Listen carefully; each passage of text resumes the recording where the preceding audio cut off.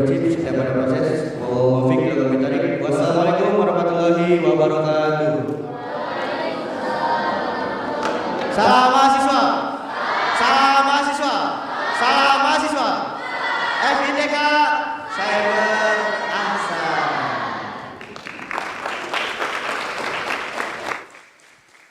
Syukran li ayyi fahmi fahrizi. Sambutan selanjutnya yang akan disampaikan oleh Kepala Jurusan Tadris Bahasa Inggris sekaligus membuka jalannya acara International ELT Seminar 2026. Kepada Ibu Dr. Anda Haja Amroh Umaymah MPD, kami persilakan.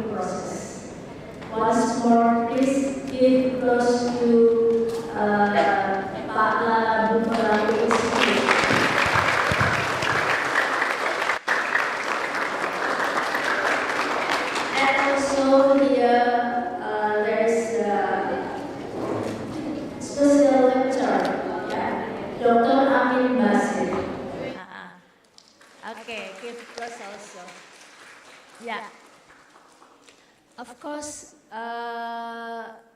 the Honorable for the head of HMJ, yeah, and also the chief of committee here. Thank you very much for doing this event.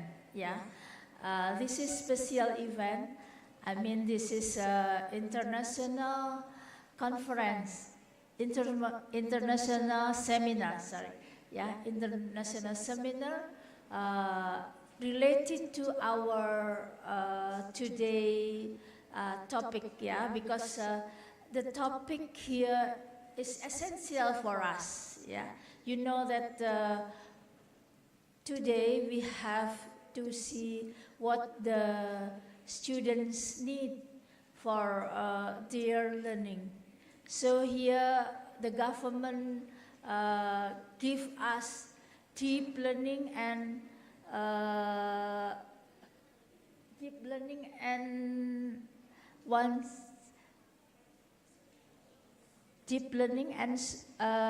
also about what is it? Once more. Yeah.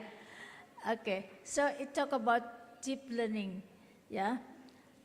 I think it is important for us because it is one of the way how to connect, yeah, Deep learning talk about how to connect the activity maybe out of the class or in the class, yeah. So beside we have a curriculum, like in English department we have curriculum of English department, but in the other hand there is hidden curriculum, yeah. For instance, here deep curriculum and also something that we have to explore, yeah. So it is a love-based curriculum, yeah. So I think both of them, yeah, both of them, they need for the students and the lecturers, because we have activity with our lecturers, yeah. I mean, the students have activity for the lecturers, so I think curriculum-based love, it is one of the things that we have to explore. So thank you very much for the speakers here. Yeah, there are 3 speakers, yeah. One of them, Mr. Jian, it is from Aussie, the friend of Mr. Lala. Yeah, thank you, Mr. Lala. Always support again and again. And also Bu Ginawati, yeah, for the third speaker. So we hope, yeah, we hope by this seminar, international seminar, we have something that we practice in our class, yeah, both the lecturers and also the students, yeah. So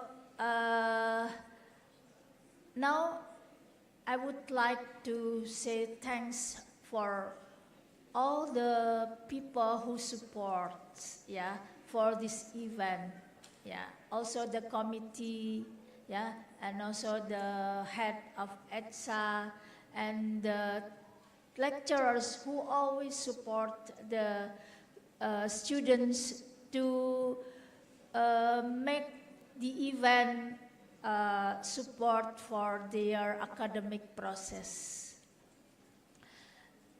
And by reciting Bismillahirrahmanirrahim, I would like to open this event, international event, with the theme hidden curriculum, yeah, deep learning and love curriculum best, yeah, for ELT curriculum. I'm going to open officially. Thank you very much by saying Basmalah, Bismillahirrahmanirrahim, together.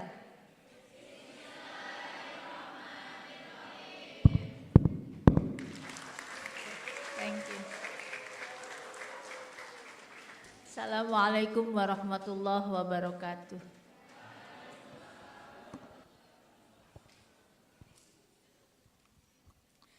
Terima kasih kepada Ibu Dr. Anda Hajah Amroh Umaymah MPD. Distinguished guests, ladies and gentlemen, the opening remarks concludes the speech session. Thank you for the insightful speech that have been delivered. والآن ننتقل إلى فقرة الدعاء. ندعو أخونا أن يكرم لنا الله إياه.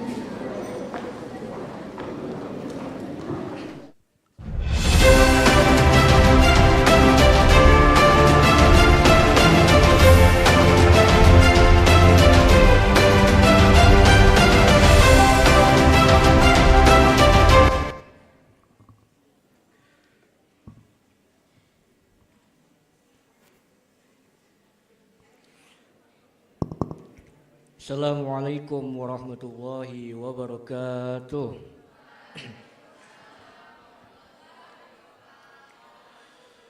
Bismillahirrahmanirrahim.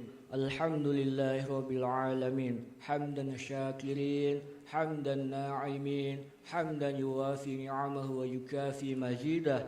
Ya Rabbana lakal hamdu kama yanbaghi li jalali wajhikal karimi wa azimi sultanik.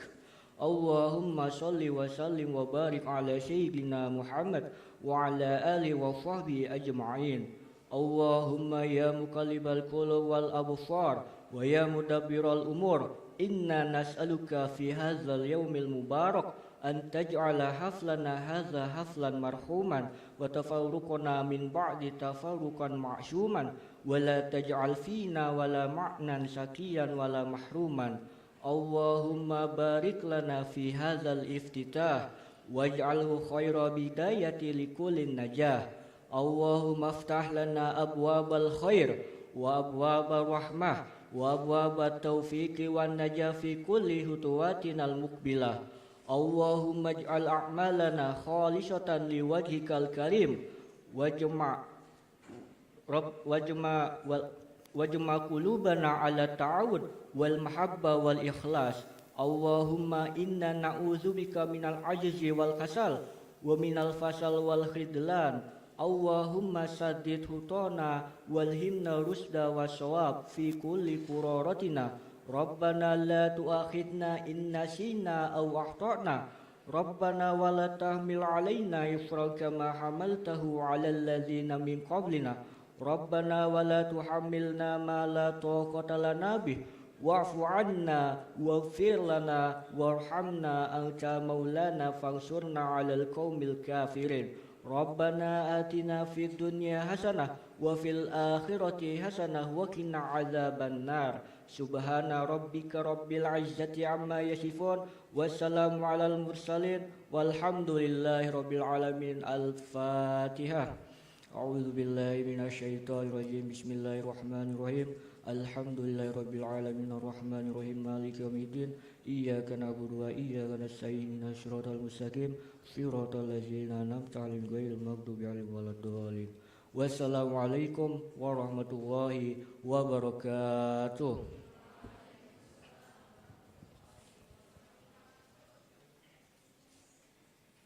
Syukron li Ahi Andika Budikayana. Demikian seluruh rangkaian acara pada hari ini. Kami selaku pembawa acara mohon maaf apabila terdapat kekurangan selama memandu jalannya acara.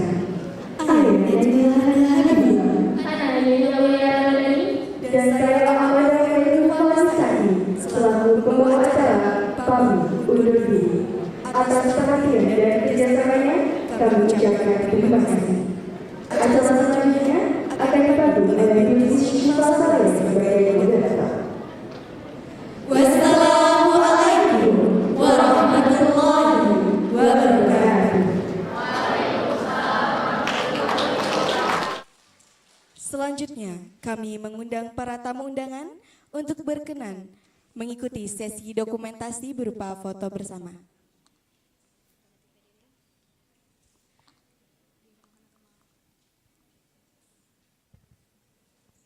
Kepada tim dokumentasi, dimohon untuk foto memotret tamu undangan, foto bersama.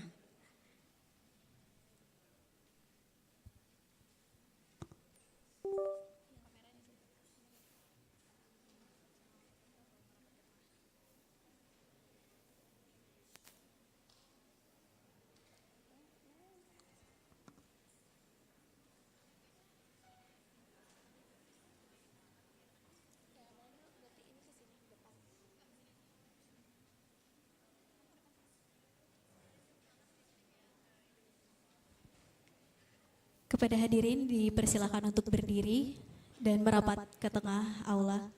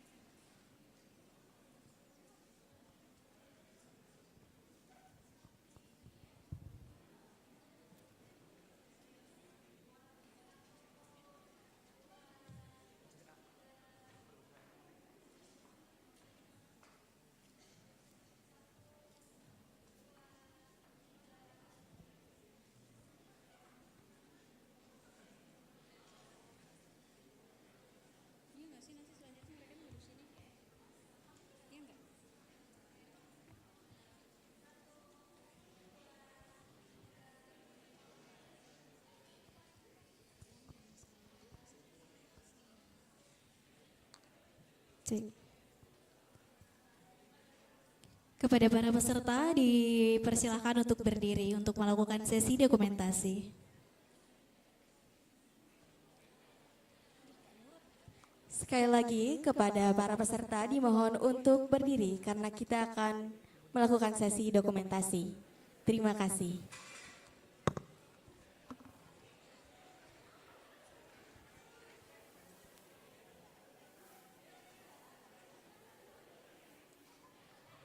Sekali lagi diperkenankan untuk seluruh peserta merapat ke tengah aula.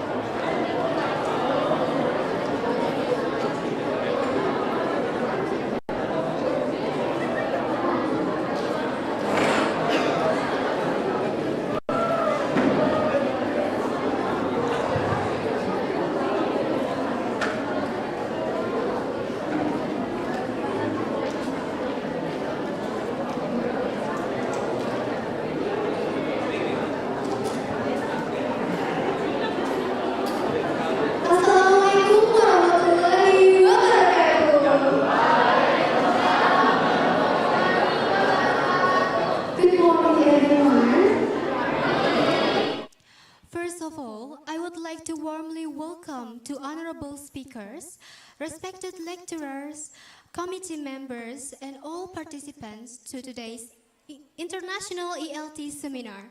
Thank you so much for joining us today.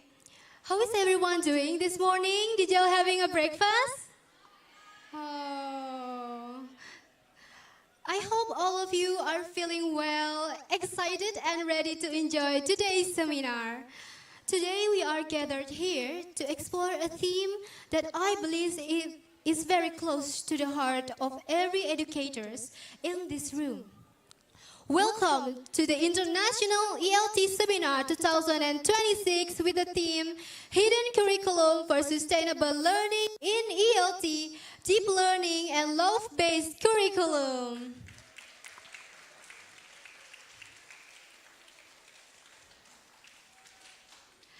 In today's world, education is no longer only about academic achievement, but also about how students develop critical thinking, character, empathy, and meaningful human values. This is why the topic Hidden Curriculum for Sustainable Learning in ELT, Deep Learning and Love-Based Curriculum becomes highly important to discuss. Through this seminar, we are encouraged to reflect on how learning environments, teachers' attitude, and emotional connection in education can shape students not only intellectually, but also personally, and creating a more meaningful and sustainable learning experience. Well, before we begin this morning event, please allow me to introduce myself. My name is Bilki Shifa Soraya, and I will be your moderator for today's seminar. It is an honor for me to guide you through this meaningful session. The first topic we will discuss today is deep learning. Through this seminar, we hope to gain valuable insight and new perspective on meaningful and sustainable learning. Before we begin the main session, please allow me to briefly explain a few guidelines to help today's seminar run smoothly and comfortably to everyone. First, each of our speakers will deliver a 30-minute presentation, beginning with Mr. Lala Bumila Sudimantara, PhD, followed by Mr. Jian Wu, PhD. Second, after both presentations, we will have a 20-minute question and answer session. Third, the Q&A session will be open after both speakers have finished presenting their material. Lastly, we kindly ask everyone to remain attentive and keep the room conducive through the presentation session so that we can all fully benefit from today's seminar. All right, I believe we all are set. Before we move on to the presentation session, please allow me to introduce our distinguished speaker for today, Mr. Lala Bumila Sudimantara, PhD.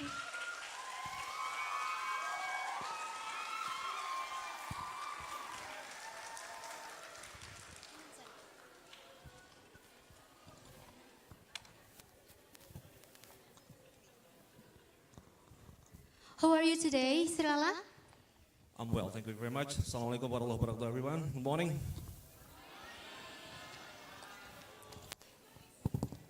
First, I will briefly read the curriculum vitae of our first speaker.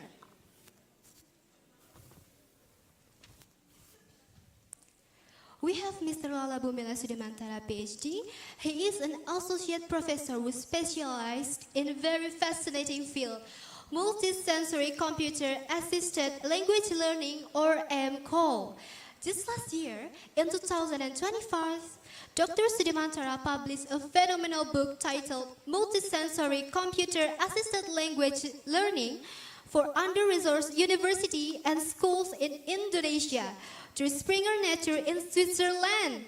And this volume is now distributed globally. Oh, it's very, very fascinating, right? Not only that, he is also a trusted peer reviewer for prestigious Q1 Scopus index journals, including Theory and Practice in Language Study and the African Educational Research Journal. Currently, he is doing amazing collaboration research with leading scholars from Australia. Utrecht University in the Netherlands, and Columbia University in the United States. Wow, what an incredible background.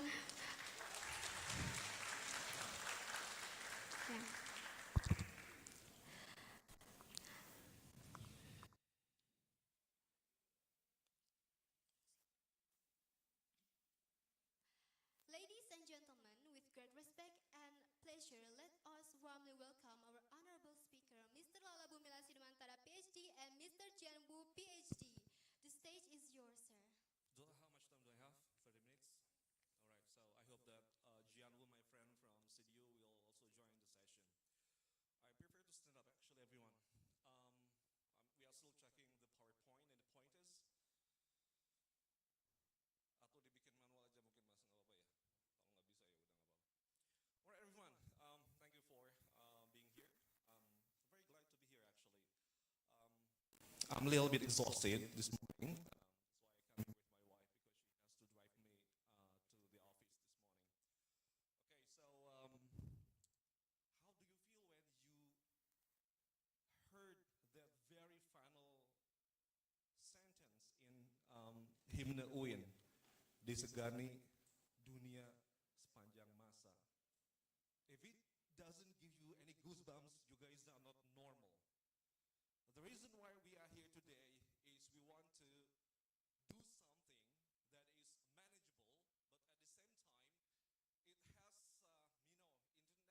international, let's say, accolade or international credential for all of us. So I will be talking about my research activities in the last 2 years. I'm expanding from now into the regenerative computer-assisted language learning.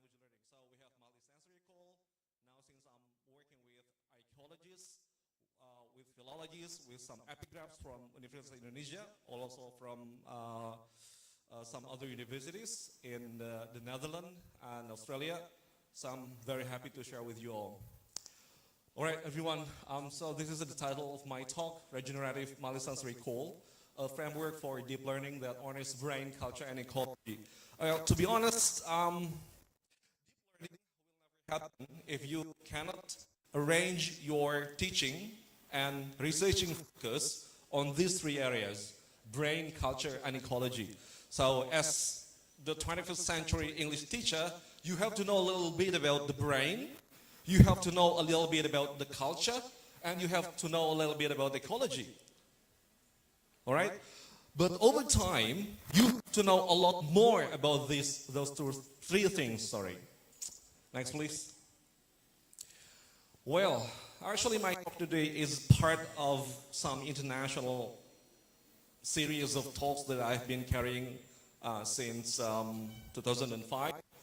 I started talking about this last year at the Asia Call Conference 2025, and I had also an opportunity to talk with some new colleagues from South America, where I had the opportunity to be the primary keynote speaker at the World International Conference at Utrecht, Ecuador, and I had some international collaboration as well with my new colleague from Utrecht University. She is in geoscience, and my expertise is in multisensory call, but I can actually link up with her. Hello. And what else I can tell you? Also had a talk with some collaborators from Australia, and next month, inshallah, I will be talking in front of some PhD students and lecturers from Columbia University, New York. So it's still going on, and I'm very happy to be part of the international community. Just last month, we also hosted an event with, what's GTA stand for? There is this group of people coming from 4 continents, coming to Kuningan, so we hosted the event called the GTA, Global Tapestry of International. We shared something about Sudanese cosmology, language education, and also sustainability. Okay, so you have to frame the ideas of your research and teaching into this keyword sustainability. Next, please.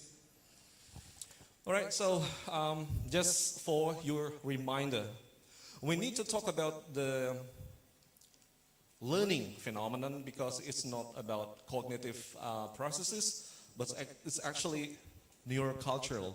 We live in a culture, right? And that's the reason some people say Menteri Kebudayaan or Kementerian Kebudayaan has to be the superior, not the other way around. Alright, so harusnya Menteri Kebudayaan paling atas, pendidikan riset bawah. Some people said so. And we can also say the same thing because our every living experience is a cultural experience, whether you like it or not. You live in Australia, you live in Saudi Arabia, you live in Darwin, you live in Cirebon. Everything that we breathe is social, cultural experience. And the missing part in our curriculum is, well, nobody actually talks about this. Culture is also ecological. But people think culture is about the dance, the mass dance. People simply talk about culture as singing, as ornaments, as batik. But we never actually talk the ideas behind those ornaments or decoration. So every time I talk about culture, I always go back to the root of the phenomenon. It's about ecological. And that's the reason I always talk about ecology in my classes. That's pretty normal, all right? This is the third reason why I chose the title. Well, the brain, the culture, and ecology are one living system. How can you teach language? How can you teach PAI? How can you teach math if you don't belong to this big living system? If you are just like me, an Indonesian person living in Cirebon, Kuningan, you have to be very grateful because we have rich culture. So that's the reason why I picked both. Okay, please. The pointer is not working at all. Next. Okay, so I have been running this seminar at Segarahiangan Pasir Batang, and the big theme of my hiking trip with you all is Academic Voices for a Sustainable Earth, seminar series on sustainability and eco-theology. It's a grand theme. I want you to be part of the dialogue. And if you met some experts from GTA, Global Tapestry of Alternatives, or if you meet someone from Times Higher Education, QS 100 team, you will link up with them very well because this is what they're actually doing. But the big difference that I'm making is I'm trying to integrate the science of, let's say, geology with the cosmology of Sunda.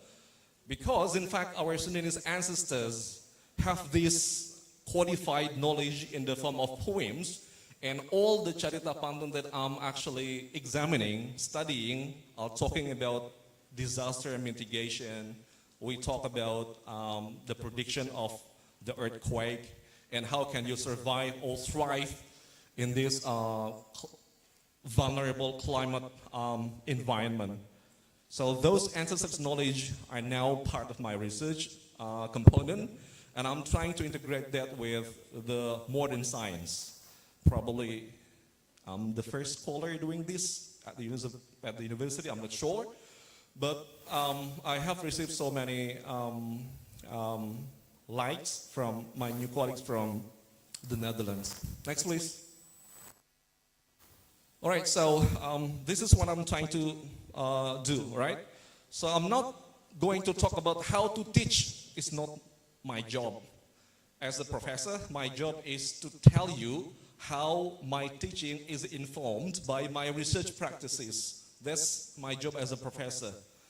What I'm doing is always about paradigm shift. You can read my work published in the last 3 years.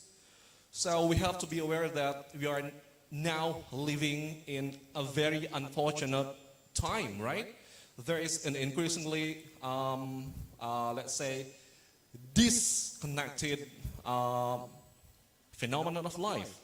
We are living in climate instability, ecological degradation, even though we live in technological acceleration. There are now a lot of social fragmentation, cultural dislocation, and rapidly shifting labor. And at the same time, back in 2018, I met Professor Escobar in Sagareyang actually. Climate and ecological disruption cannot be understood solely as an environmental problem isolated from culture, economy, psychology, spirituality, governance, religion, and education. How can we talk one single phenomenon using one single lens? It does not make any sense.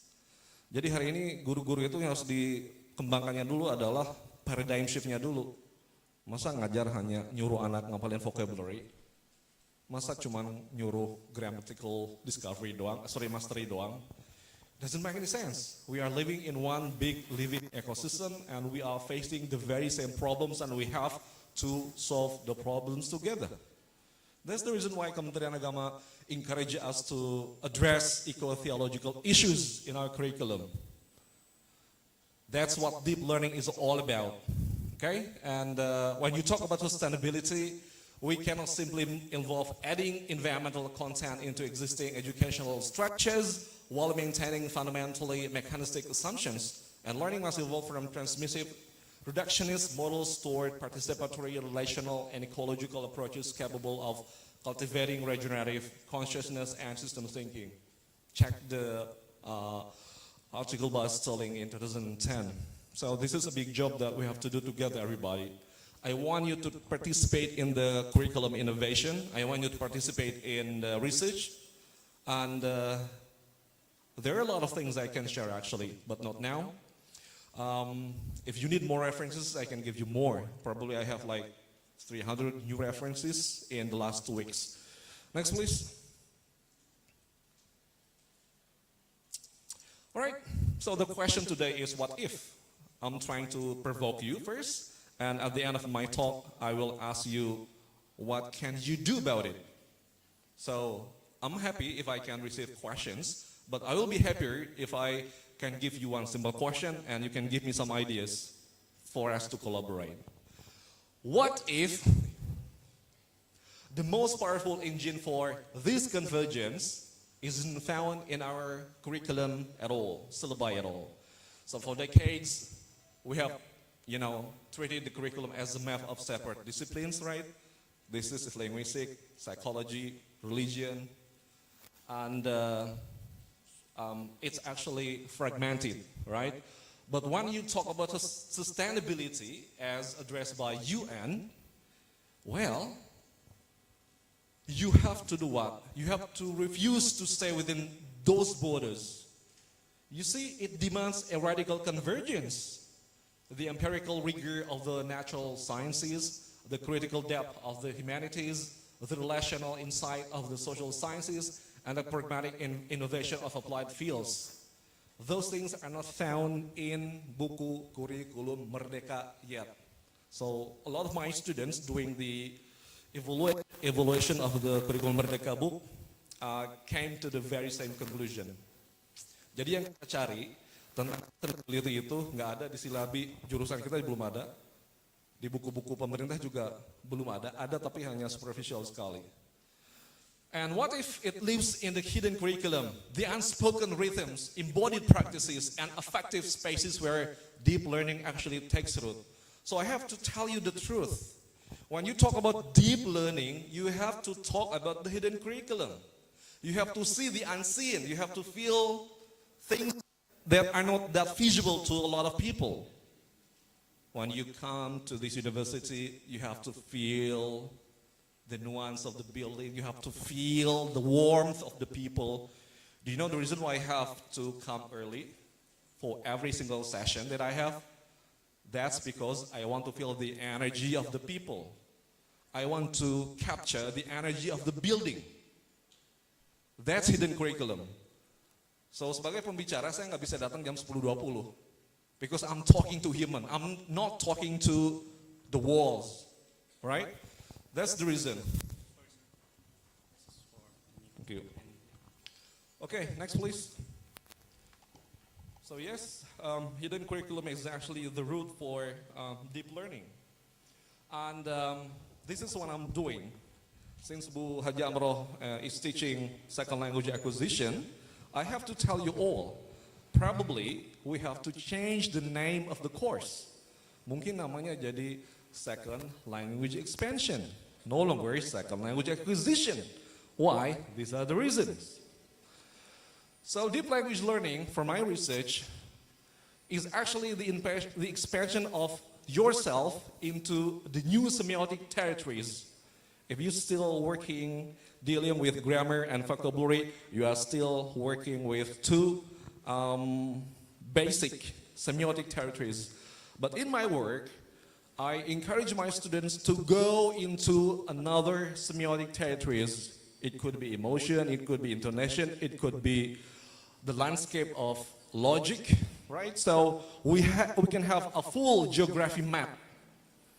So language learning is actually like going into the new territory. If you simply memorize the rules of the language, it's like standing at the border. So this is Australia, this is Indonesia and that part is Australia, right?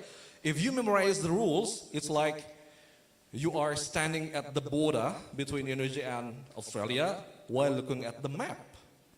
That's what happens when you are dealing with vocabulary, grammar, linguistic stuff.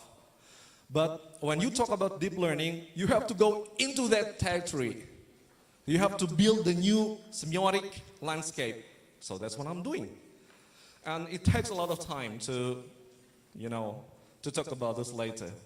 So yeah, I reject the ideas of traditional pedagogy because it often relies on metaphor of acquisition, learning as a skill. Are you sure learning as a skill, not about human flourishing at all?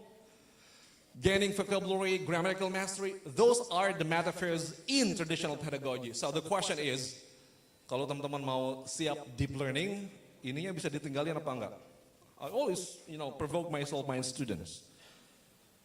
I don't learn English by memorizing. I don't know how. Tiba-tiba saya pinter grammarnya zaman dulu, mungkin gara-gara saya ribuan jam ngedengerin ABC News tiap hari. Saya coba diktasi, dicek satu-satu, oh bunyinya bener. Ternyata sensitization towards sound itu buat saya penting. Ternyata kan betul ya, kata penelitian di neuroscience terbaru. Teman-teman nggak punya sensitivitas yang bagus terhadap sound of English, that's nonsensical. Nonsensical. So, it suggests the learner remains static while their inventory grows.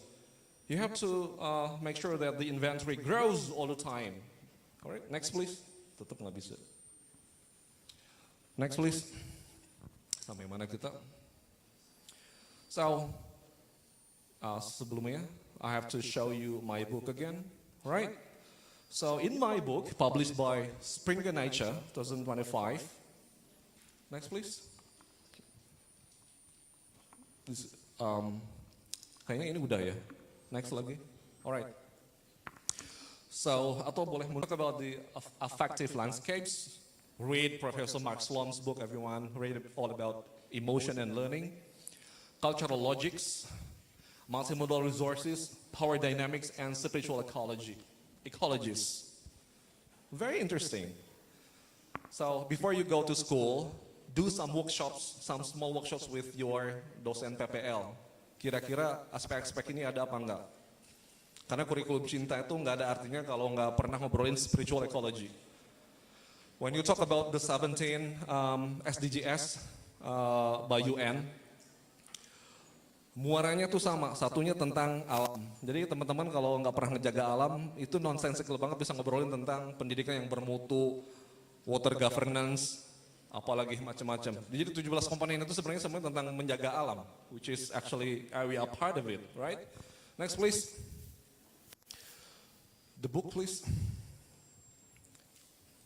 No, go forward. Just do it manually. Yep. So my book, published last year, is a collection of thinking about emotion, about aesthetics, rhythm, but I want to expand more. So I have to learn about the biology of learning. Perusahaan kita belum punya bukunya Bu Haji ya, karena bukunya mahal sekali, 5 juta sekian lah. Alright, so this is what I'm doing. I'm analyzing the sacred texts from Sundanese civilization in the past. How can I get the text? I got the text from my friend who works as an archaeologist from Universitas Indonesia. At Ejokol, I also mentioned this. I just realized that the knowledge of our ancestors are codified in the form of Carita Pantun. Carita Pantun are long stretch of poem that tells us not merely about the romance, but also about the agriculture liturgy, but also about the disaster mitigation stuff. Itu yang bikin saya terpana. Kenapa orang ribuan tahun yang lalu bisa tahu sekali tentang ekologi gunung dan sungai, dan itu semua nggak pernah kita bahas. Makanya ngebahas ini nggak bisa cukup di sini. Kalian harus ikut ribuan kali sama saya ke gunung.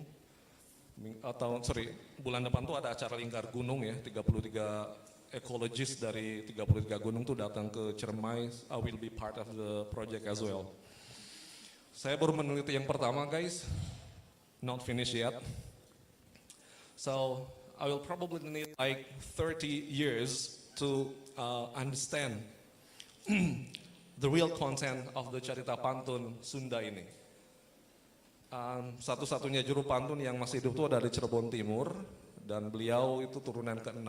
Dan ternyata secara genealogi keluarga dan genealogi keilmuan, memang cerita pantun itu hanya dititipkan sama orang-orang yang hatinya benar-benar jujur, gak pernah macam-macam, gak pernah mabuk, gak pernah yang aneh-aneh gitu ya. So, very interesting. Dan semuanya terkait semua dengan ekologi Sunda. Nanti kita bisa ngobrol ya. Alright, next please. So, from my research on Carita Lutung Kasarung, I now having like big collaboration with some colleagues. Ya, Anya lain is my long time research partner, dan kita selalu ngobrolin apa? Regenerative Human Capital. Jadi kalau saya membahas tentang Carita Lutung Kasarung, itu sebenarnya saya sedang menginovasi kurikulum, saya sedang nambah ilmu, on where? On regenerative human capital. Co-creating science and Sundanese ancestral wisdom for resilient youth in West Java, Indonesia. Yes, you can be very fluent in English, but you may not be resilient when, especially when there is a disaster. Kalau detik ini tiba-tiba ada earthquake 5,6, what will you do? Think about it. Kalau tiba-tiba rumah kalian nanti sore kerendam banjir, what will you do? Kalau mikirin itu, apa yang terjadi di Sumatera bisa juga terjadi di kita. Kalian boleh di C2, boleh di B1, C2, C1, CFR level, tapi you're not that resilient. Jadi saya mau anak-anak jurusan bahasa Inggris yang belajar di jurusan bahasa Inggris itu punya konsep local wisdom berbasis ekologi dan bisa mengembangkan sesuatu. Apa sih yang bisa dilakukan anak UIN Siber jadinya? Well, kenapa kalian nggak pernah bikin konten yang bagus and it invites people to create depth. Kalau kalian hanya joget-joget berjam-jam, konten kok cuma joget-joget. I'm sorry, saya selalu lihat mahasiswa yang joget-joget di seberang kelas kami berjam-jam dan nggak capek gitu. What's the point of dancing? That's it. Kecuali kalau kalian dance-nya itu dance yang sacred dance, dancing is a form of prayer. Nah, beda kan tarinya gitu. Coba pikirin hal kayak gitu. Anak UIN Siber kok nggak pernah kelihatan bikin project apa gitu, sejarah gitu, local wisdom gitu, ekologi gitu. Masa cuma joget-joget doang gitu. Coba pikirin kayak gitu. Ini juga sama, creating critical intelligence through epistemic co-creation, regenerative education through local wisdom and science in West Java, Indonesia. And you know what? Sebagai penutup, my professor, Prof. Al-Wasila, almarhum, 20 years ago mentioned that local wisdom or local genius is much more important than Western science. Saya selalu kepikiran ya, kok bisa-bisanya local wisdom itu atau local genius, saya lebih senang nyebutnya local genius, itu lebih proven, lebih valid ketimbang Western science. Saya sedang dalam konteks membuktikan itu semua. I know it's hard karena saya harus belajar tentang geologi sedikit-sedikit, tapi it's okay, it's fun. Alright, so ini bakal nambah nama kolaboratornya, nama dari Riau, nama dari sana, mudah-mudahan dari Amerika Serikat juga bisa nambah. Dan saya mau orang-orang tuh pada datang ke UIN Cirebon, pada datang ke Cirebon, ke Kuningan untuk belajar sesuatu yang nggak pernah mereka pelajari. So that's what I'm doing. Next please. Are we coming to an end? Baca sendiri aja. Yes, ujungnya apa ya? Saya lupa. Right? So this is an offer for all of you. Karena kita ngobrolin tentang deep learning dan lain-lain. Kalau mau beneran deep, kaliannya mau apa enggak sih gitu? Mungkin kalau PLP agak susah, tapi nanti nanya ke Bu Gina, kalau mau deep learning itu tantangan saya, ini dari Anya Lion, Endo Lion, dan Prof. Rudolf. Deep learning itu ciri-cirinya apa? Well, in traditional model of teaching, you will be giving instruction for 80%, right? The rest will be research or no research at all. Mungkin no research at all, mungkin. Karena biasanya, gimana sih? Kalau sekolah di kita, tengah-tengah ada ulangan, ujungnya ada ulangan. Nggak ada research-nya. Right? But if you want to foster regenerative model, saya menyebutkan regenerative model ya, kalau deep learning in my research. Kita bikin sesuatu yang aneh. Bisa nggak teachingnya tuh 20% saja?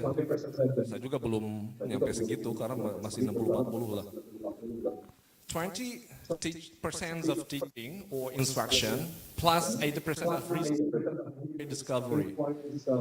Maka harusnya mahasiswa itu yang kuliah sama saya atau sama Pak Faruk atau sama siapa, dosen tuh nggak banyak ngomong, ngajarnya cuma sedikit aja, tapi kalian akan rajin ke library, datang ke alam, ngobrol dengan para sesepuh, bikin observatory, list yang bagus, dianalisis,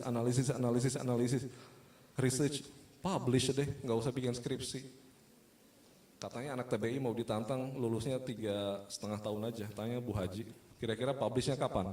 Publishnya mau di Q2, Q1 atau Q berapa? So, yang mau PPL atau PLP atau yang mau meneruskan cita-cita saya, karena kalau mau menjadi kampus unggul mendunia, teachingnya harus sedikit, yang banyaknya harus researchnya. Jadi saya udah ngomong ke Bu Haji, saya nggak mau banyak ngomong di kelas. Sebagian kelas studi, sebagian kelas akan di kampus, sebagian kelas akan di gunung. Itu jadi lab kita. Mungkin kalian baru 2 kali ya naik gunung, tapi nanti akan lebih sering. Angkatan selanjutnya akan lebih sering, gitu ya. Alright, so that's my final provocation to all of you. Mudah-mudahan deep learningnya masuk akal. Thank you everyone.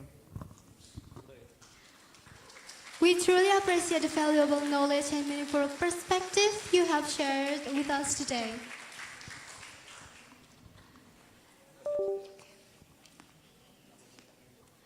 We will now continue to the second presentation session. It is my pleasure to invite our second presenter, Mr. Jian, PhD, to deliver his presentation.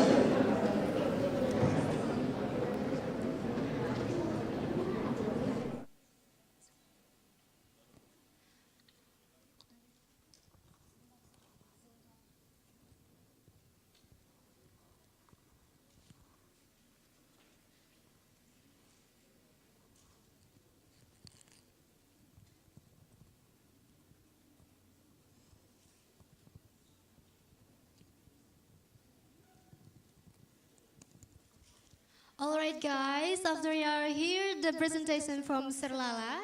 Did you all want to go to the mountain together?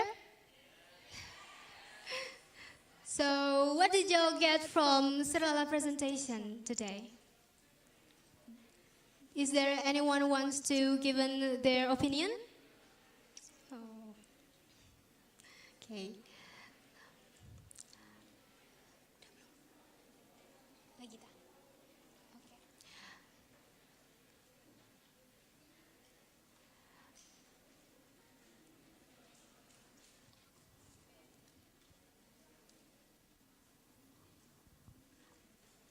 I'm so sorry guys, we need a little bit way longer because Mr. Jianwu is in the Zoom, so there is a little bit trouble in here. Hello everyone, could you hear me? Already. Yeah. Oh, thank you. I already shared my screen. I'm not sure whether you can see the PowerPoint slide or not.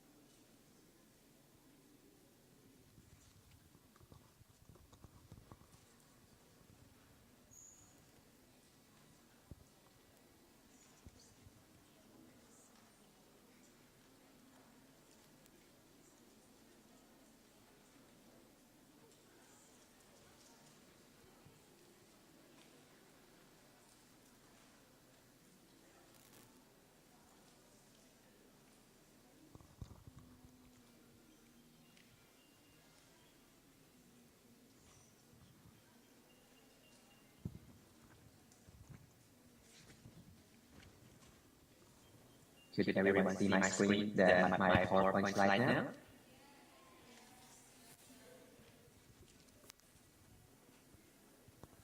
Yes, sir, we can see your screen. Ladies and gentlemen, please welcome Mr. Jamu, PhD. Good morning everyone. Thank you, I think. Oh, thank you. I think everyone can see the screen now. My name is Wu. I'm a bioacademic and a PhD student from Charlestown University. Today I'm very happy to be here online to share my PhD research. The topic is emotional and neuroaesthetic approaches to evaluating and teaching abstract reasoning of research. I'd like to acknowledge the all first people and on which we work and live, and I'd like to pay with elders past and present. This slide is my outline of the talk today. It's a little long, but I will try my best to introduce to share the most meaningful part to you. So, a little of why I do this research. I'll talk a little bit about the policy or the frameworks in Australia or internationally. Please give me some time to read some of the original words from this policy. Firstly, Australia's professional standards for teachers. According to this document, it required graduate teachers to demonstrate knowledge and concepts, substance, and structure of the content and teaching strategies of the teaching area. Point 4. Know and understand literary numeracy teaching strategies and their application in teaching areas. And 3.2, plan lesson sequences using knowledge of students' learn content and effective teaching strategies. According to AQF, the bachelor degree, which is level 7, individuals should apply a broad and coherent body of knowledge in a range of contexts to undertake professional work and as a pathway for the learning. And according to OECD and P21, people need to know about how to use their knowledge and skills by thinking critically, applying knowledge, situation, finding information, solving problems, and making decisions. So, according to these education frameworks, they all emphasize critical thinking, transfer across contexts, and evidence-based justification. So these institutions all rely on abstract reasoning skills, or ARS. However, the teacher practice seems to emphasize something different.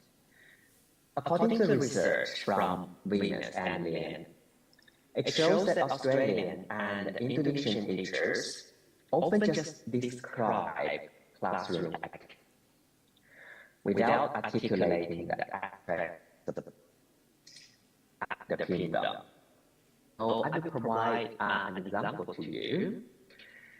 A preschool director in Australia distinguished between social skills and communication skills, but didn't acknowledge their overlap.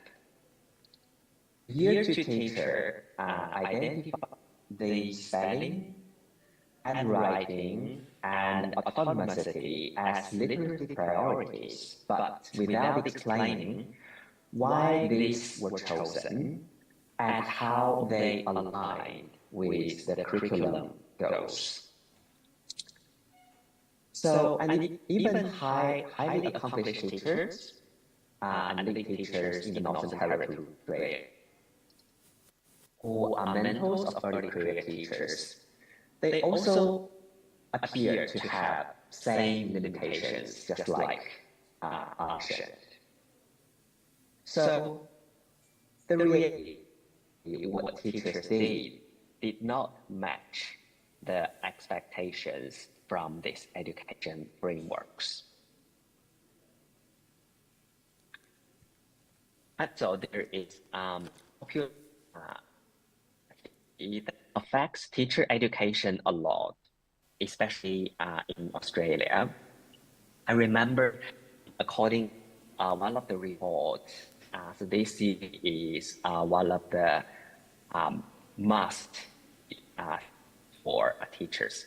It's called cognitive load theory, or you may not heard of the name, but your teaching methods may be affected by this theory. For example, if you do something called effective instruction, or some people call it explicit instruction. So the guiding or the leading theory is from this one called cognitive load theory. So according to this theory, learning is constrained by the limited capacity of working memory. And effective should therefore be used to reduce cognitive load. So learners can therefore process the information more efficiently. However, this theory does not fully explain why or how learners come to recognize what information is relevant in the first place. So this table contrasts the underlying relatively passive recipients of well-structured input. In contrast, my framework views learners as the active meaning makers.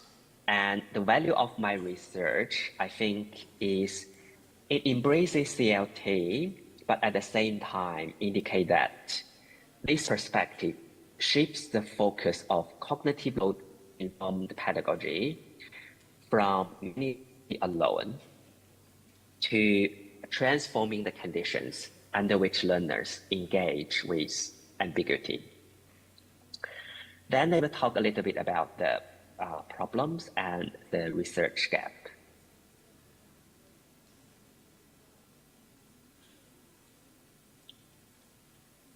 This slide shows research, and this research all about abstract reasoning or ARS. So I will not talk all of them, but I will mention most the limitations of this research. From the early research, such as Wheeler and Rubin from 1999, they use something called the word problem solving tutor to explicitly target ARS.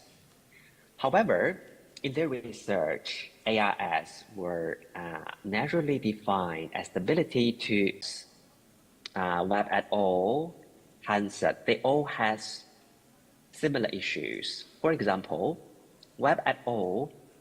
2017 treated ARS as pattern recognition, and Hansard et al. Treated abstract reasoning as an analogy. So overall, these studies review a consistent pattern. So many interventions by these researchers show that improvement in task performance, but this research tends to operationalize ARS in very narrow specific ways, such as symbolic manipulation, pattern recognition, or linguistic reasoning. As a result, so claims of transfer are often overstated. So my research sits at the intersection of these three absences. So ARS is expected in teacher education policy, like I demonstrated in my first PowerPoint slide. But the teacher education lacks an evidence-informed pedagogy to explicitly teaching and evaluating ARS. And the existing research, like I mentioned at the previous slide, tends to measure narrow proximus, such as analogy, than the broader reasoning capacities. So my research is to try to examine how ARS is manifested in pre-service teachers' academic writing, to design and implement an pedagogical intervention informed by reading for emotion and neural aesthetic principles. I will talk this methodological framework later. And to evaluate whether this intervention is effective, and finally to recommend innovative strategies that can potentially be included in initial teacher education. And the following five are my research questions. How is ARS manifested in pre-service teachers' academic writing? What strengths and limits can be identified through the RFE analysis, neuroaesthetic analysis, and ARS rubric? And to what extent do students in the intervention group improve in ARS between pre and post intervention? To what extent are gains in ARS greater for the intervention group than for the comparison group? And finally, the implications of the study for the initial teacher education. Now I will talk a little bit about ARS, or more specifically about my conceptual framework. So traditionally, abstract reasoning is closely linked to psychology. And from this table, I listed different researchers' definition to abstract reasoning. Researchers like Spearman. So he introduced the concept of G, which is the general intelligence. And in his framework, G represents the shared variance across intellectual skills, with abstract reasoning interpreted as a direct expression of G. And the later framework, for example, the Cattenhorn-Carroll theory, expanded Spearman's definition. And within the CHC hierarchy, abstract reasoning is viewed as a core manifestation of GF, which in turn is one of the strongest contributors to G. And the later researchers, for example, AS or abstract reasoning as an essential component in a wide range of cognitive process, including problem solving, explanations, and building arguments. So due to time limit, I will not read all of them. This is my conceptual framework. For me, abstract reasoning skills is an operationalized reasoning process, which includes understanding consequences, generalizing learning to new situations, reasoning about cause and effect, identifying similarities and differences, working with concepts, interpreting and applying.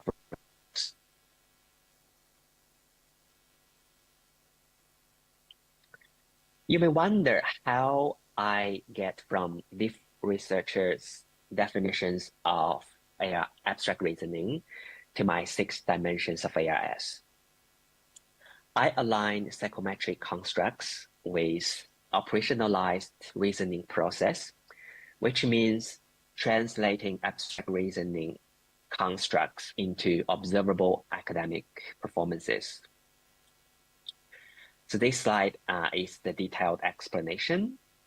So the left 2 columns shows the definitions from different researchers and the core meaning of abstract reasoning. And the right 2 columns of the core meaning, the right 2 columns about the connection to the abstract reasoning process and the analytical link.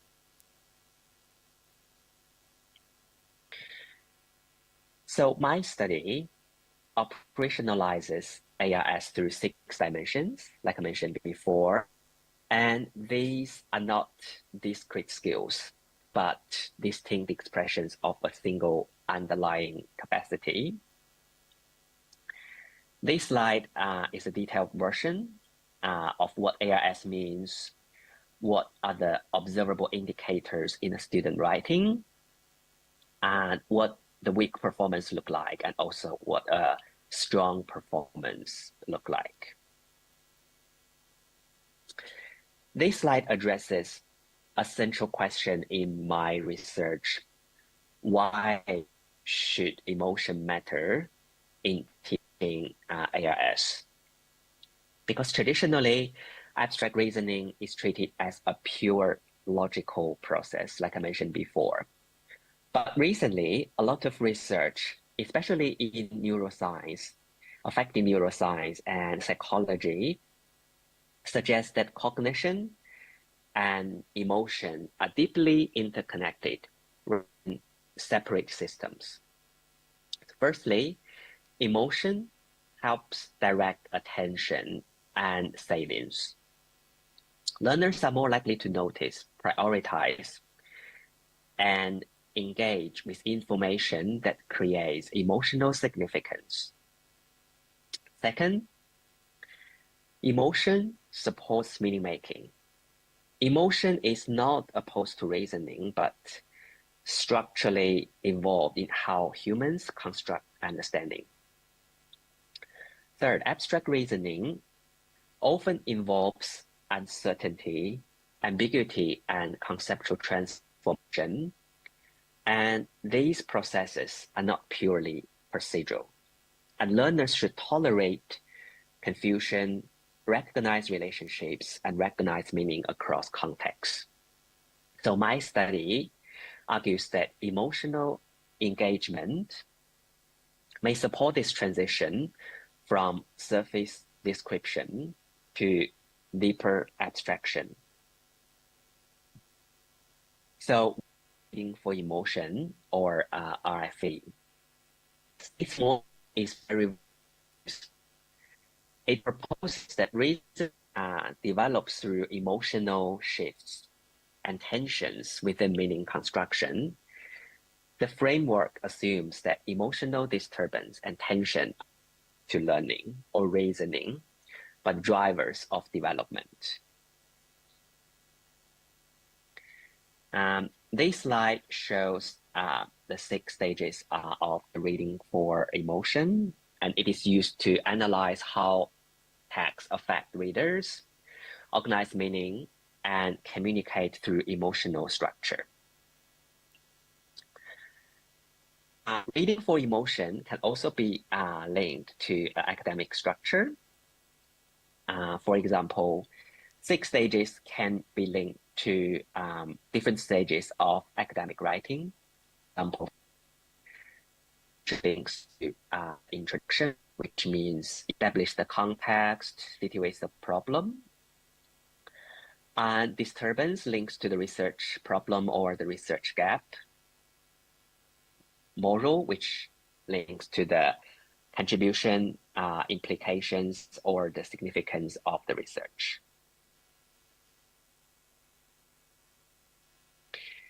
And the second one is, to direct attention, create tension and highlight contrasts. And similarly for writing is the same logic. Writing also seeks to shape perception and communicate meaning emotionally. This table lists 8 neuroaesthetic principles from Ramachandran and Hurstin.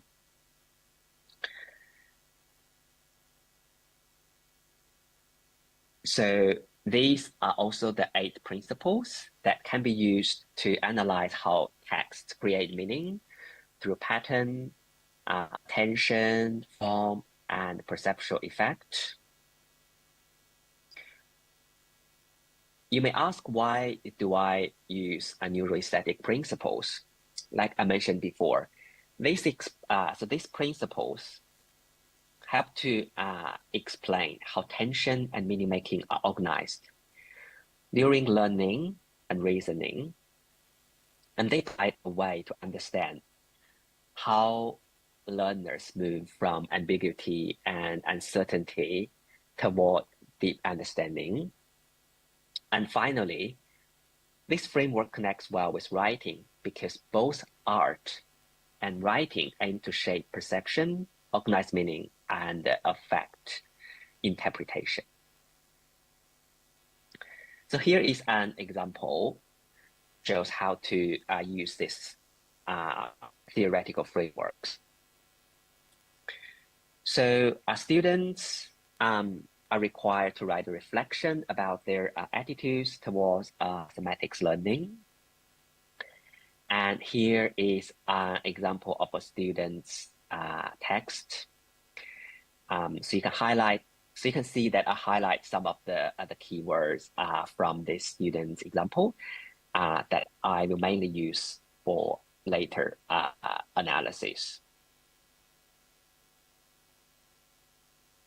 Another part of the student work.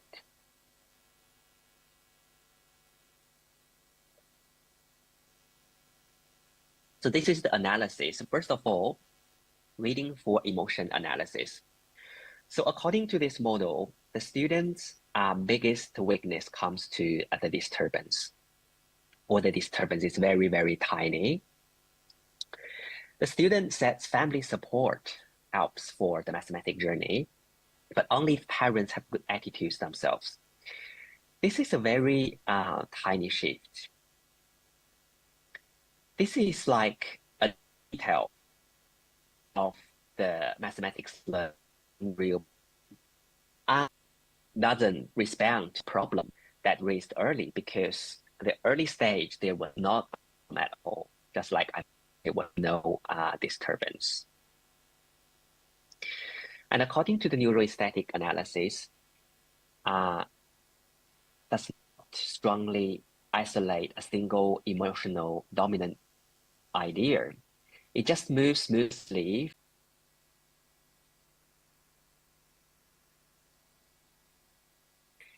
The argument is explicit from the outset. Mathematics is positive, shaped by support, and best taught flexibly. So there's no central puzzle or conceptual ambiguity that the reader must resolve.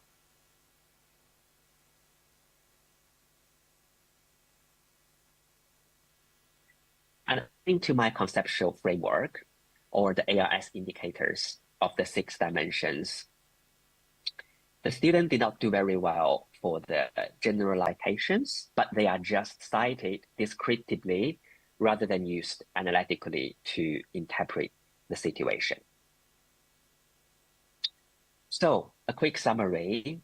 According to RFE and neuroaesthetic principles, the disturbance is very weak, which means there's no real problem, and the resolution.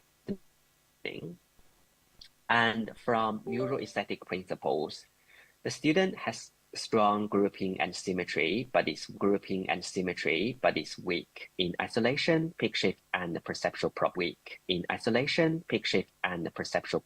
solving.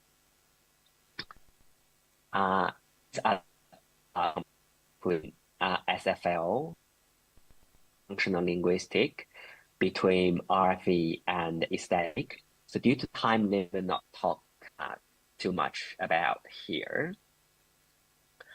I will quickly move to the methodology part about how I will conduct this research. So this research is a mixed method research, or more specifically, sequential exploratory mixed method design, which means at the first stage is a qualitative one, and then informs, and it's used to inform for the quantitative one. I will just quickly describe about the 3 phases that what I'm going to do. So for phase 1 is a qualitative pilot study, and this is just used to inform for the intervention, and previous students' academic assignments will be chosen for qualitative analysis. And this part is different from the cohort from phase 1. And the second part is the intervention. So I will use the RFE and neuroaesthetic principles as the intervention design to teach students. So one group receives this kind of intervention design, and the other group receives the standard teaching. So this is roughly the intervention plan. And then phase 3 is the quantitative evaluation, which I will do tasks from students' assignment. And these assignments are embedded in normal unit assessment, which means students do not need to do extra work. Students do comes to the ARS. This is as a multi-dimensional process and combine quantitative and qualitative evidence, and also construct validity through triangulation. And I always believe that the boundary between qualitative and quantitative is very minor now. So that's why I'm doing this triangulation of ARS. I think this is the end of my... We will now move on to the question and answer session. We will open the floor for 3 questions from the participant. If you would like to ask a question, please raise your hand once given the opportunity. Okay, before anyone raise your hand, I would like to count for 1 to 3, okay?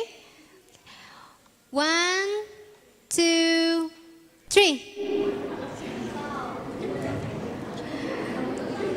Excuse me.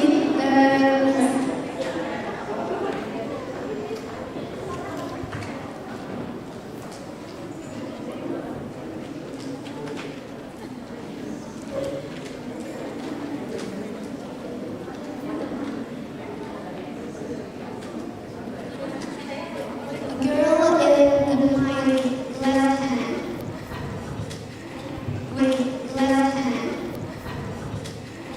with the blue veil.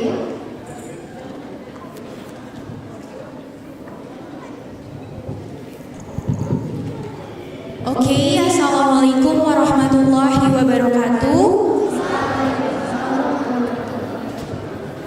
First of all, let me introduce myself. My name is Vika Nabila from the 6th semester of Tadris Bahasa Inggris. I'm here. I would like to send my gratitude first for Mr.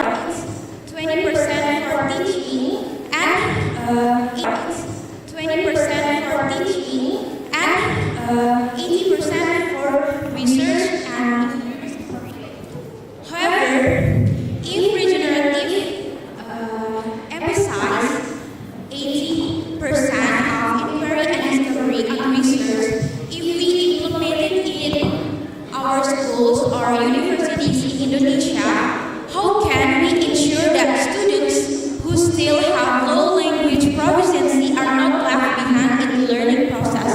That's my question. Thank you so much.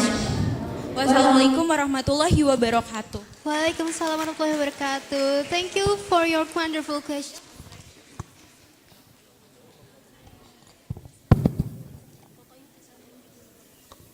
Okay, for the next question, I will count 1, 2, 3. 1, 2, 3.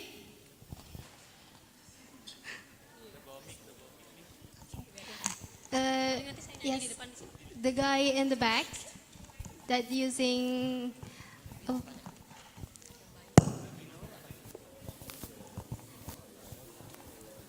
Assalamualaikum warahmatullahi wabarakatuh. My name is Jamal Nasir. I'm from class 40B6. So I will ask you about several presentation about partnership. In this slide, it says that 21st century crises are interconnected. My question is, in your opinion, what is the relationship between climate change and social fragmentation and cultural dislocation? And provide a concrete example of how these three elements can influence each other within the context of Indonesian society. Thank you. Thank you so much for your interesting question. Okay, for the next question, I will count 1, 2, 3. 1, 2, 3.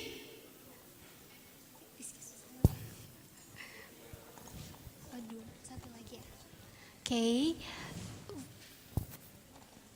For the girls that are wearing pink veil, you can ask a question. Okay, thank you for the opportunities. Tanpa salam. Let me introduce myself first. My name is Analita Malasha Waharina from the fourth semester, of course, the TBI. And then excuse me, Sir Lala. From your presentation, let's say, what if in the hidden curriculum that unspoken rhythms embodied practice and effective spaces? That we have now that traditional curriculum is too rigid and then difficult to facing the challenges in 21st century years.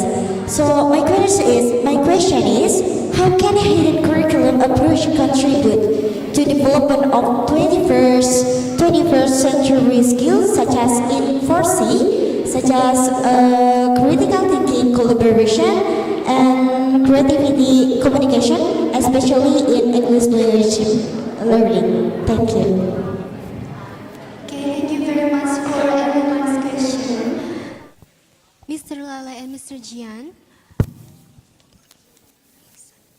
the stage is yours to respond.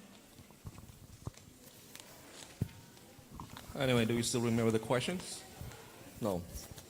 Okay. All right. Thank you, Fika, Jamal, and Anandita. I'll give you some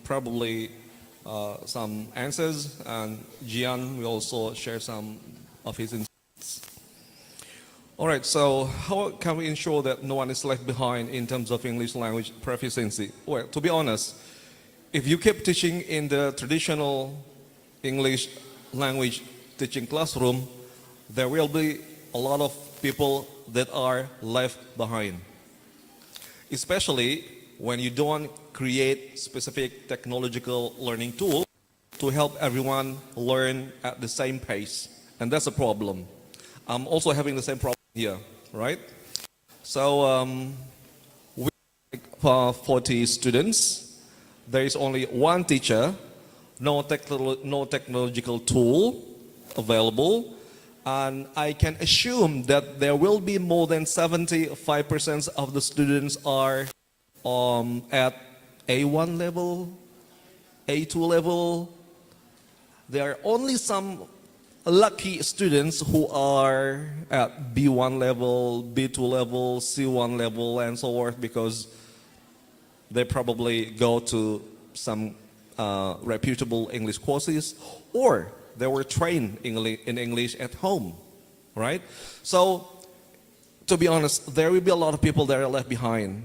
The reason why we have to change the environment by fostering the deep learning, well, 20% research, 20% teaching, is because we want to change the dynamics of the class. I want my C1 level students to work with A1 level students.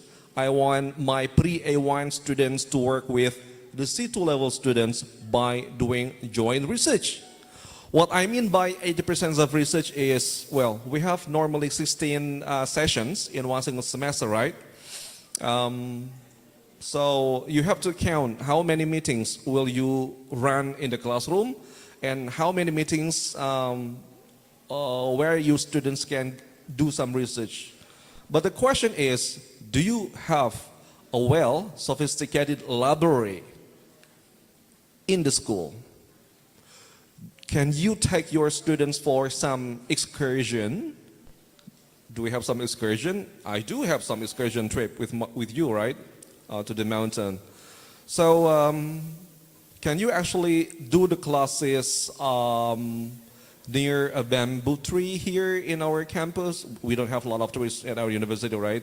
Jadi buat kampus kita, buat saya rada susah menjalankan deep learning karena spot buat duduk di mana, the grassnya agak susah. So if you do the 80% of research, you have to go to libraries. We need sophisticated libraries, for sure, if you want to have this 80% of research. And in your class, maybe I can invite some experts abroad. We do some virtual exchange online. That's better, right? And then what else? Special bond with you, because every time I read your article, your essay, I am analyzing your emotional structure.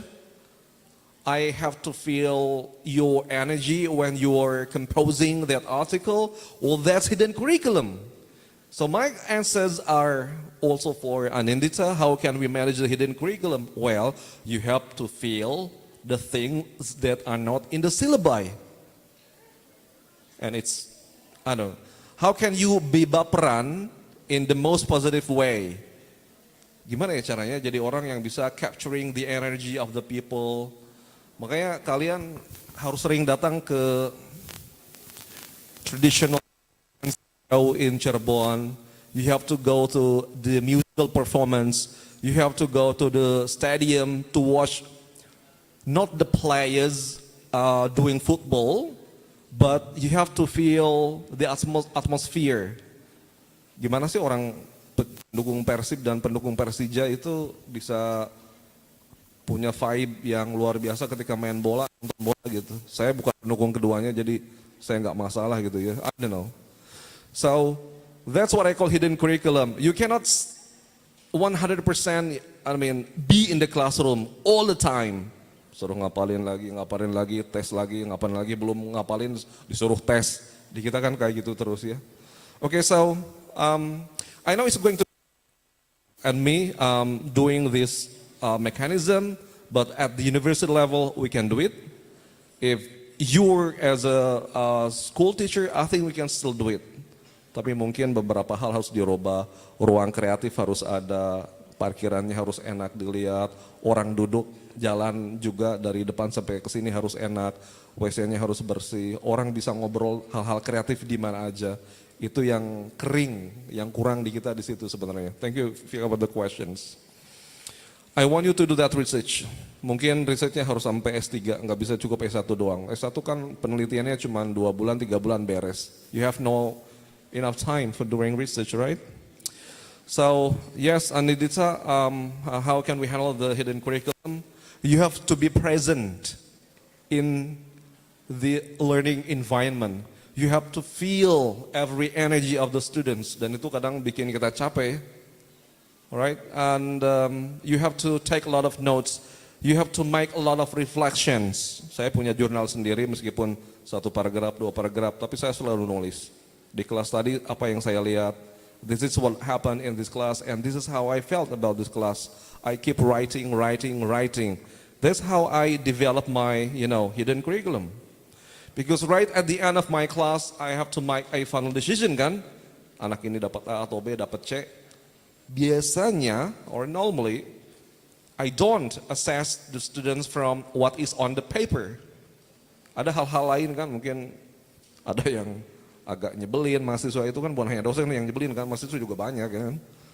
Mungkin agak nyebelin, mungkin gak sopan sama temennya, mungkin bahasanya agak kasar, mungkin tulisannya 100% AI dan anaknya gak baca. You see, itu hal-hal hidden curriculum yang harus kita tangkap dan kita harus bisa menuliskannya. So, if you cannot write well, you cannot capture the whole nuance of the hidden curriculum. Makanya harus jago nulis. Kalian guru-guru bahasa Inggris, calon guru bahasa Inggris harus jago nulis. Yang nggak bisa nulis, nggak bisa. That was a very good question, everyone. What is actually the relationship between English language teaching and local wisdom and digital technology and sociology and blah blah blah? Right. So, if you pay attention to what was said by Mang Ukad or Kang Didin right in the mountain, I think we talk about this yesterday. Saya lupa di kelas C. When we talk about Lutung Kasarung, for instance, we can learn about Sastra Sunda Kuno. That's one single discipline, right? And then we can actually talk about geology at the same time, psychology, physics, and we can also talk about cultural studies. We can talk about geoscience. We can talk about what else? Climate change, we can talk about astronomy, we can talk about many disciplines in one single visit to the mountain, supervised by Mang Ukad because he is, the elder, all right? So what I'm doing in my class is promoting the bi-association, B-association. Ini yang saya share di Gunung sama mahasiswa semester 2. Yang saya sedang kembangkan adalah bi-association. I'm challenging you all to connect all those things randomly. Karena esensi dari deep learning adalah kalian harus random mungkin, gak ngikutin pola-pola yang linear. And you know what? By association is the foundation for creative thinking. At some stage in your life, kalian akan tahu, oh iya ya, hubungannya PAI dengan ELT itu di sini loh, wilayah arsiran keilmuannya. Over time kalian akan tahu, oh iya ya, bahasa itu kan nggak bisa dimemorisasi aja, bahasa itu harus di-embodied. You have to embody the language, right? Ketika kalian bahasanya udah mulai bagus, atau ketika sedang masih belajar, ini loh yang harus sering dipresentasikan ke dunia misalnya, right? So, itu intinya dari by association. Hari ini di konteks 21st century learning, you have to connect a lot of things.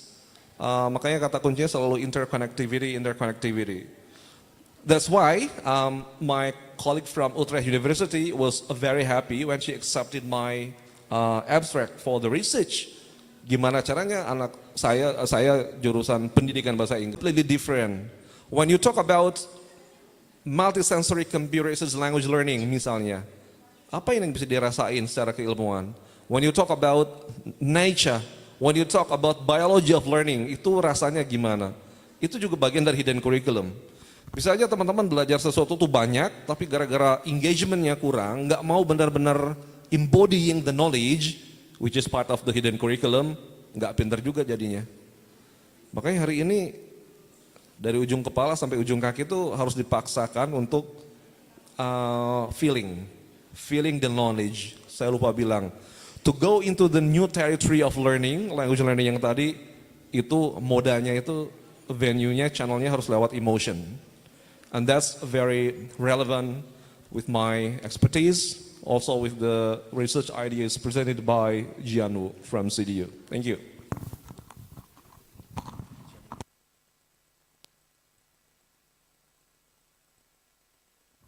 Excuse me, Mr. Jianu, would you like to answer the question? Hello, everyone. Honestly speaking, I can't really answer the questions. The reason is I do not know a lot about the teaching or the curriculum in Indonesia.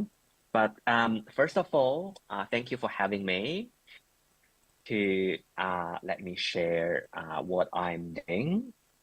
And I think what Lala shared has some connection with what I shared today about deep learning. So if we require deep learning, or if we think deep learning is very important, then abstract reasoning or AI, that's what my proposal are needed. And if we propose this, we need to treat human beings or students as active learners, not passive, because everyone can be creative. And lastly, I like the idea of local wisdom. I think in this technology era, we possibly need to find solutions to a lot of learning difficulties, assessment dilemmas, to local wisdom. And wisdom can potentially help us answer these challenging questions. I think Indonesia has a lot of, it's rich in culture, and these actually help answer the questions. So that's what I'm thinking today is just like a short comment. I hope this is helpful and can help everyone to think, or what I propose is deep thinking, can help you to figure out some of the answers yourself, maybe, although I cannot answer directly, but I hope you, my comment is beneficial for you to seek or answer the questions yourselves. And lastly, thank you for having me. Hopefully I can visit you face time to have students. Thank you so much.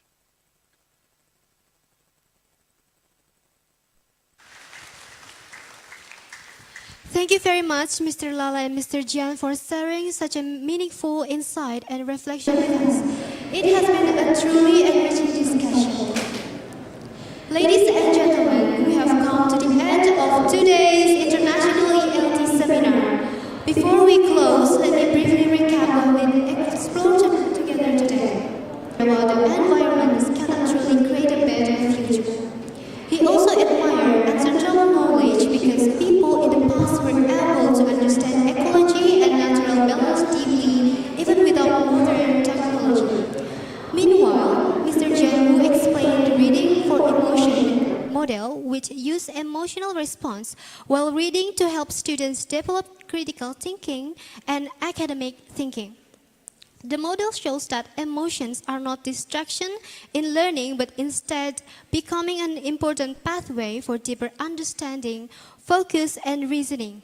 Overall, both materials highlight that meaningful education should not connect emotion, culture, critical thinking, and human awareness rather than focusing only on technical knowledge.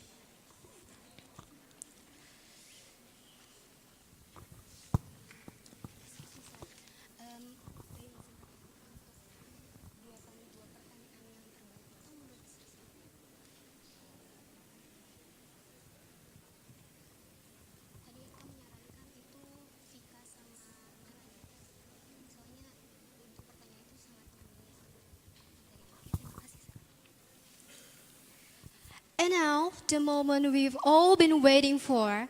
It's time to announce the winner of today's Best Question Award. We had 3 amazing questions today, but we have officially chosen 2 winners.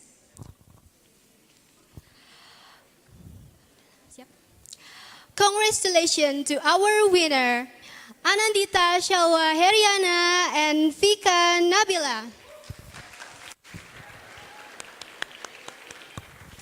Please, you two may come into forward.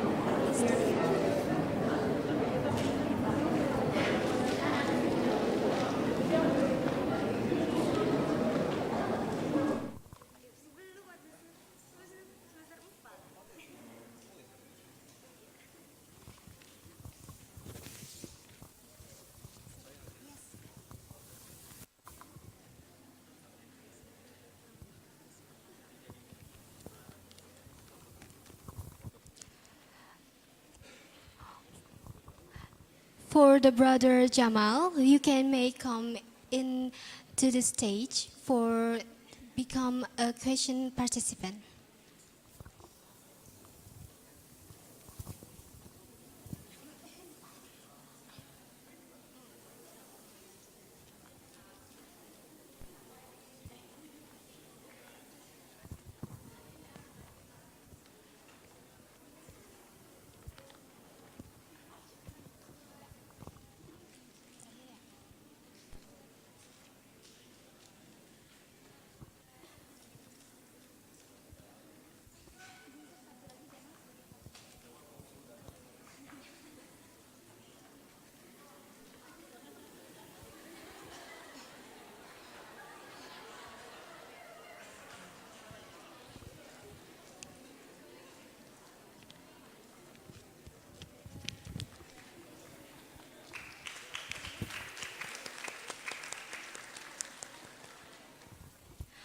Thank you so much, Lala. And thank you so much for the 3 participants. On behalf of the organizing committee, I'd like to extend my deepest gratitude to Mr. Lala Bumila Sudimantara, PhD, and Mr. Jian Wu, PhD, for your time, your wisdom, and your passion for education. You have truly inspired us today. And for all the participants, thank you so much for your energy, your curiosity, and your wonderful question. You made this session come alive. Last but not least, it has been a genuine honor to stand here as your moderator for today. I hope we all in this room were inspired, curious, and a lot more motivated to keep learning with our whole hearts. My name is Bilki Shiva Soraya. Thank you so much for your attention. Wabillahi taufiq wal hidayah. Wassalamualaikum warahmatullahi wabarakatuh.